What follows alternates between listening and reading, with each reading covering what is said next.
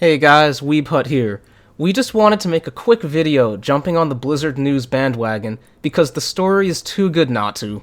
We won't bother you by recounting all of the details because I'm sure that anyone watching this at this point already knows the basics of what happened. Blizzard caved to China by the harsh and swift ban of Hearthstone Grandmaster champion Blitzchung after he used his post-tournament interview to show support for his fellow Hong Kongians. This move by Blizzard rightly triggered an overwhelming reaction by not only gamers, but it has now expanded to involve even members of the US Senate and United Nations, claiming that their reaction was only due to the influence that Chinese investor Tencent has over them. Check out this letter that was just leaked online yesterday, addressed to Bobby Kotick from the Congress of the United States. Let's give it a read, shall we?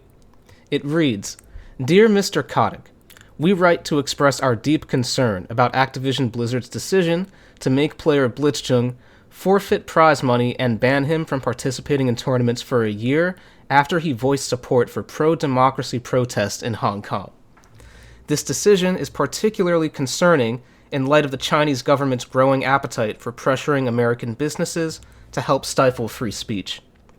Activision Blizzard benefits from China's growing market for esports, along with an investment from Tencent, one of China's largest technology firms. As you and your company are no doubt aware, the Chinese government uses the size and strength of its economy to suppress opinions with which it disagrees. Last week alone, the Chinese government targeted Apple for hosting an app to help peaceful demonstrators evade repression and the National Basketball Association because one team's general manager tweeted in support of Hong Kong protests. Your company claims to stand by one's right to express individual thoughts and opinions, yet many of your own employees believe that Activision Blizzard's decision to punish Mr. Chung runs counter to those values. Because your company is such a pillar of the gaming industry, your disappointing decision could have a chilling effect on gamers, who seek to use their platform to promote human rights and basic freedoms. Indeed, many gamers around the world have taken notice of your company's actions, understandably calling for boycotts of Activision Blizzard gaming sites. As China amplifies its campaign of intimidation, you and your company must decide whether to look beyond the bottom line and promote American values, like freedom of speech and thought, or to give in to Beijing's demands in order to preserve market access. We urge you in the strongest terms to reconsider your decision with respect to Mr. Chung. You have the opportunity to reverse course. We urge you to take it." This was signed by both Alexandria Ocasio-Cortez and Marco Rubio. This is officially now a bipartisan issue. Blizzard continuing to do what they always do, it looks like, both in their writing and in real life, bringing people and parties together to unite against a common enemy.